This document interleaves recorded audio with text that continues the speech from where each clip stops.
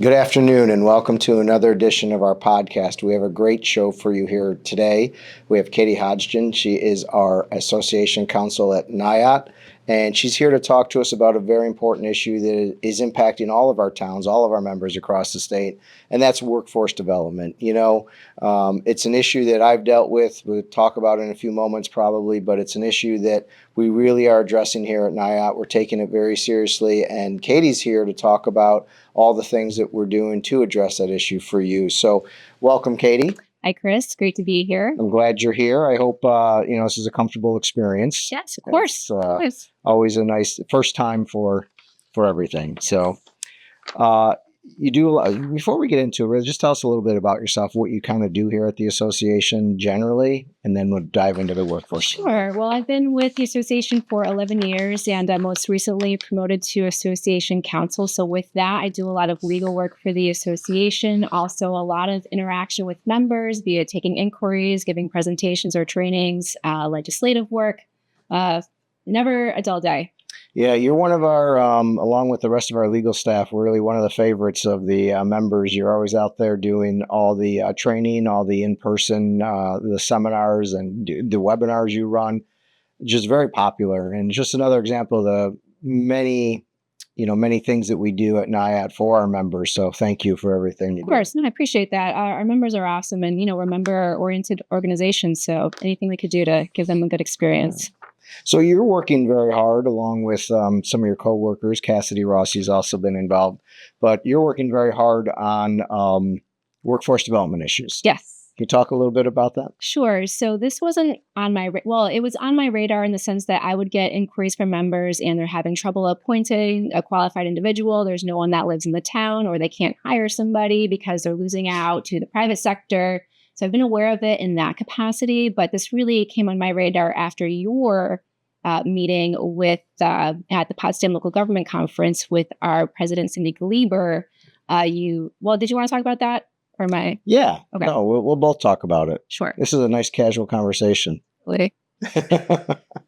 So it really came on my radar after that when you started to work with SUNY Potsdam to develop the micro-credential program. So after that, it really just kind of took off, and now there's so many things to talk about. I don't know how we're going to limit ourselves to 15 minutes, but we will do our best. We'll go as long as it takes. It's an issue that, as I mentioned earlier, that I kind of faced when I was a supervisor. Town of Glenville, I was a supervisor there 15 years. And, we noticed that it was hard to attract people to town service. There's a couple of reasons for that. After COVID, the wages took off and wageflation, I guess, you call it, kind of came into play. And then that made it hard for the town to keep up with that. It's not a private sector type of employer, can't really just keep up with the market. And so there's a lot of constraints on that. There's taxpayer dollars, obviously. There's budgets. There's union negotiated contracts and pay. So it has made towns a little bit, has made it a little harder for them to keep up with the wage inflation. Same time, we had things like Tier 6 come in and diminish maybe some of the retirement benefits. We certainly, I think, have seen people coming out of school today with maybe less understanding of what a local government does and maybe not really fully understanding some of the opportunities that exist there. So, as you mentioned, Cindy Gleber, our president here at NYAOT, and I were up at Potsdam, and we had a conversation about this at lunch with the president of Potsdam. And from that lunch, there was a great idea that kind of was born and germinated in you and Dr. Hinckley. Yes, Hinckley from Potsdam have worked very hard on this. Talk a little bit about the micro-credential program. So what this is, Dr. Hinckley came up with this. So he's a professor at SUNY Potsdam, and he leads their workforce development over there. So there's going to be a series of classes available where you don't have to be enrolled in Potsdam to take the course, but anybody can take the course. It's asynchronous, which means that you could take it at any point. You don't have to show up at a certain time. And it's really expanding the options available to individuals that are perhaps interested in a career in local government, or they're already in local government and they want to elevate their learning and education and maybe move on to a different role. Yeah. Or enhance their current role. And in fact, I am receiving emails from our current members that are asking about enrolling in the course that's great. already. So the ones that are currently available or that will be unveiled at Potsdam are grant writing and GIS information systems, right? So I know there's a lot of plans to expand that to bring it to like a whole greater area. Yeah. So you don't have to be a student enrolled in SUNY. You can be a student enrolled in SUNY. You can be anywhere in the state. It doesn't have to be at Potsdam because it's online. Mm-hmm. It's at your pace. Yes. So town employees can do this. SUNY students can do this. The regular person who's not even a town employee or a SUNY student can do this. Right. It's really a great opportunity, and it's a micro-credential program in local government services. So it's bringing more attention and more awareness to what a local government has to offer as an employer and what somebody can do really for a town. And there are so many different opportunities at a town, everything from like, say, a comptroller, all the way down through the trades, the blue collar, CDLs. I mean, so many different opportunities. So this addresses some of them. It's a great program. It's launched. It's this semester, correct? Yes. And how can somebody get more information? Is that on our website or? Yes. So we're going to have a whole tab on our website that speaks to all of the programs that we are undergoing, but there is a link to the SUNY Potsdam program that we have going on now. And you can also check out SUNY Potsdam's website as well to access the information about it. Yeah.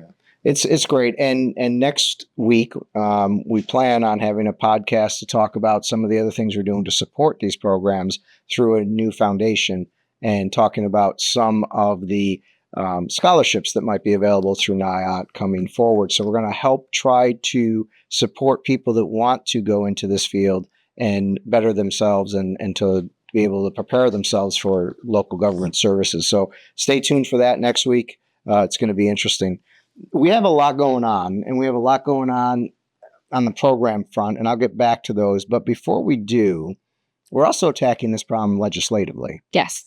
So some of those issues that we're looking at as far as talking with the legislators about, can you talk about that a little bit? So you mentioned reforming Tier 6, and that's, I don't want to say it's a double-edged sword for us, but there are inherent savings involved with Tier 6, but also that means you're losing, it's not, being a part of the pension system is not as lucrative as it used to be. It's not necessarily going to be an incentive for somebody to come in. So modifying that to make it more attractive to potential employees is something that we're looking in, or that we're pursuing. And then additionally, a lot of these positions that you're talking about at the town level are all run through civil service. And certain classifications are required. You have to test for it. You have to be placed on a list. And I think it's frustrating for both the employer and the employee in the sense that you want to hire them, but you have to wait 6 months, and the employee doesn't have 6 months to wait around for the civil service test to be offered or for the list to come out. So what we're hoping to ultimately do is to use this micro-credential program in conjunction with civil service. So maybe it doesn't necessarily replace that, because I feel like that's optimistic of me, but to help effectuate some change in how the civil service process works. Because these micro-credential programs, they're going to educate the individuals on the jobs at the local government level. So it makes sense to pair those two together. You know, I'm so happy you brought up civil service, because it's a pet peeve of mine. The whole system. When I was a supervisor, there was nothing in my mind more broken than civil service, and a few reasons for that. I mean, let's look at civil service for a moment, like honestly, right? It's a 100-year-old system. It came into place for a particular reason, that there was something called political bosses that gave people jobs. Those days are gone. That's all been dealt with legislatively. It's been dealt with ethics laws. It's been dealt with, right? But we keep the remnants of this old system in place 100 years later that is seriously broken. And I can tell you, when I was a supervisor, we would try to hire someone, and if there wasn't a list, that made it very hard. You had to, as you mentioned, you had to wait for the list.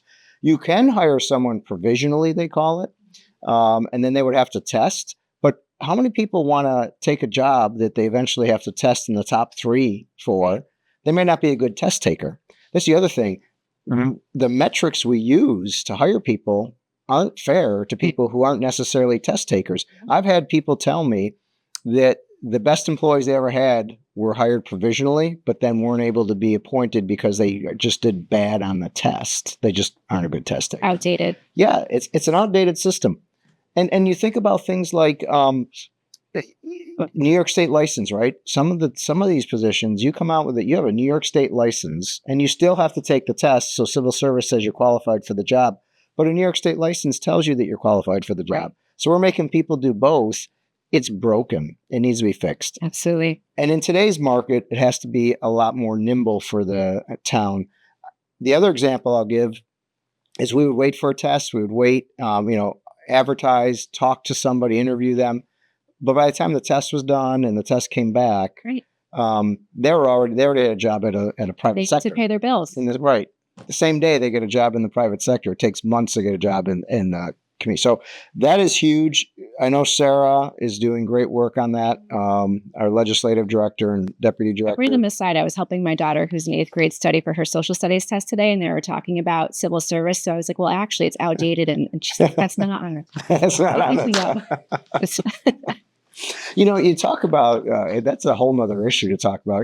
One of the reasons why I think we're not really finding a lot of folks coming into local government service is because I don't believe they really teach civics to the level that they used to. Right. And when students are coming out now, they don't even know what a local government is. They don't know what a local government does.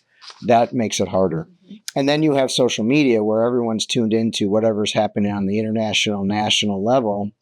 And people aren't even tuned into the state level anymore. It's all about national and international. So I think people have to understand that some of the most important level of government, I believe, is local government. And I think they have to look at that and understand how important it is.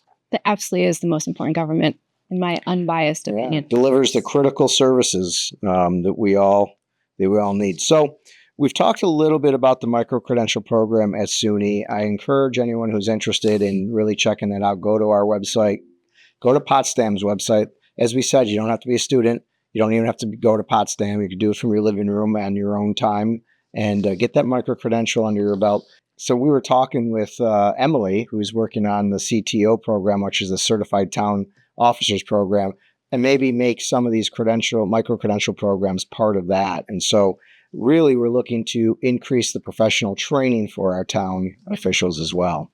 So watch for more on that. But you're not done there. You've been working with Westchester County Community College? Yes. So while we were working with Potsdam, we also were in communications with Ed2Go, which is a private entity that works with a lot of the SUNY community colleges to bring affordable education to SUNY students. And again, so you don't have to be attending the SUNY college to take these courses. So in talking about what our town officials need, we have an initial track, if you will, with SUNY Westchester through Ed2Go, and that's also on our website as well, where there's a lot of finance concentrated classes, but really the sky is the limit for this as well. And it's not going to be limited just to SUNY Westchester, even though you can take it from anywhere in the state, anywhere in the world. So if you want to somehow work for a town in New York State, you can be living in Arkansas or California, take these courses and come in and be ready to go. But we're looking at Dutchess Community College. So Wendy Burton, she's on our executive committee, supervisor, town of Stanford. Our executive committee, we have a couple of subcommittees, and we have a workforce development one that is very active. She's super excited to go to Dutchess Community College to get this going for her. So that's just another avenue where you can take these classes, and they're very affordable. So it's not like you're paying an insane amount of college tuition to get these courses to get qualified for this real world experience. Right. And they really do a lot. So I think prepare the employee or the potential employee for employment in a town. It really gives you the edge up. I think if you're looking, I know so many people are out there looking for positions now. There's so many opportunities at the local government level, and this will help make that person, hopefully you, much more competitive in that job. So Ed2Go and Westchester Community College are two different programs? So they work together. Okay. So they provide the teachers, so it might not necessarily be a SUNY Westchester professor per se. It's someone that's qualified to teach these courses. Okay.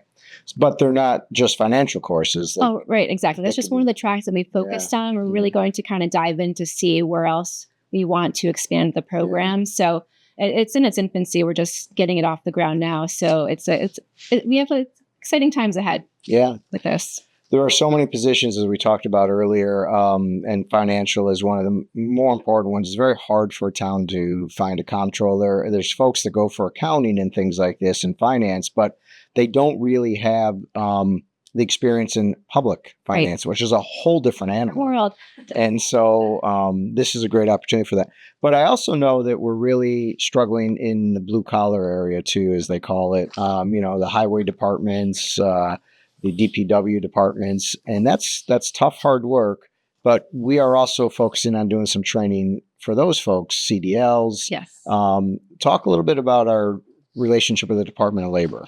The Department of Labor is fantastic. It's a great resource, and it's severely underutilized, I think, because there's just no awareness as to what they offer. So we've been meeting with their representatives over the last 6 months or so, and they made us aware of grant programs that are available. So, and then there's also training programs that they do. So one example of that is they have this teacher program where they send a teacher out to one of these positions, get them trained, and they come back and educate their students as to the opportunities that are available at the local government level. So that's one of the things that they can do. Lots of funding available. There's a whole world out there. Yeah. So it's pretty exciting. And I think we have to get this message to these teachers and these schools. And, we are talking to the superintendents and the school board association. But the message has to go out to these young students that there's a great career in the trades. Yes. They seem to be missing. It seems to me the education system is kind of missing that whole piece of the potential workforce, and they're so badly needed. Really, absolutely. So it's job security. Yeah. Pays well. You're not taking on a ton of debt. If you have a skill today, yes, it's a great opportunity. Yes. So these are all designed to help.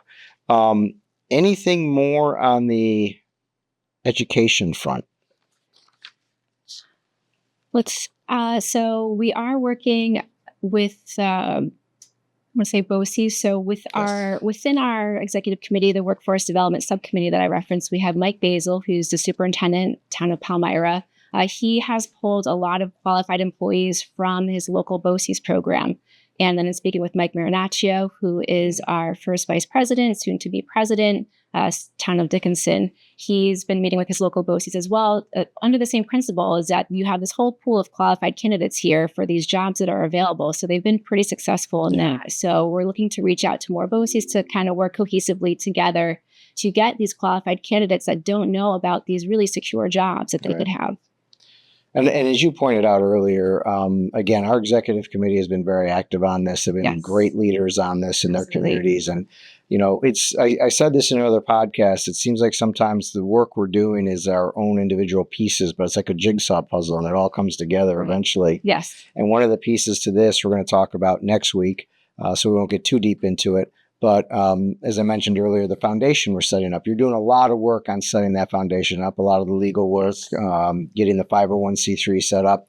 We have a golf tournament already in place that will support this. It's October 6th at Pine Haven here in Guilderland, New York. And we'll get more information on that so you can help support the mission of the foundation. But just one mission that we'll talk about, because we want to steal Cassidy's thunder for next week. Cassidy will be the foundation manager once it's off the ground.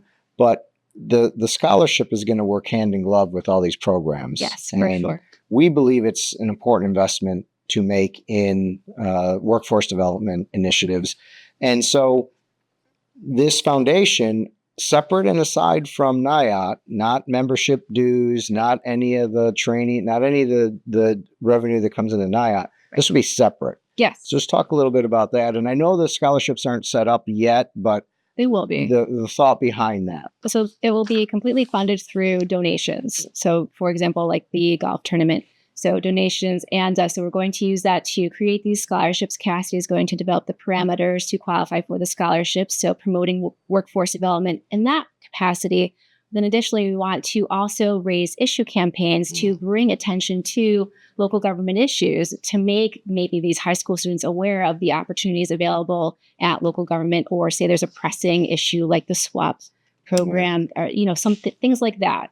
we're going to be able to do a lot with the foundation. We're excited. A lot going on at NYAOT, obviously. I do want to just remind you that you can always go to our website, nytowns.org, get all the information there, nytowns.org.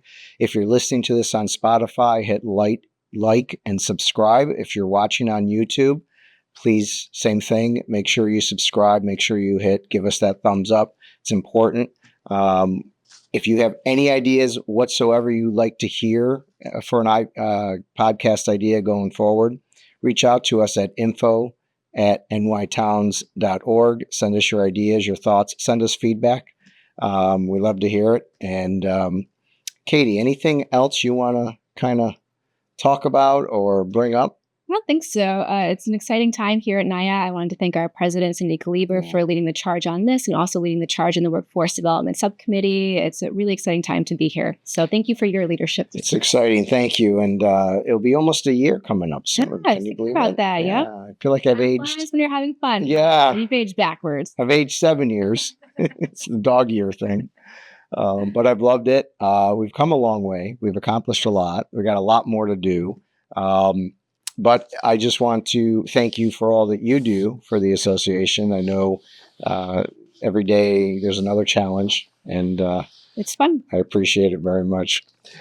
Next week, we will have Cassidy Rossi, our foundation manager, talking more about the foundation, talking more about its mission, and how you can really maybe help out with that. Thank you for taking your time here with us today, and thank you, Katie, for taking time with us. Thanks, Chris. Enjoy.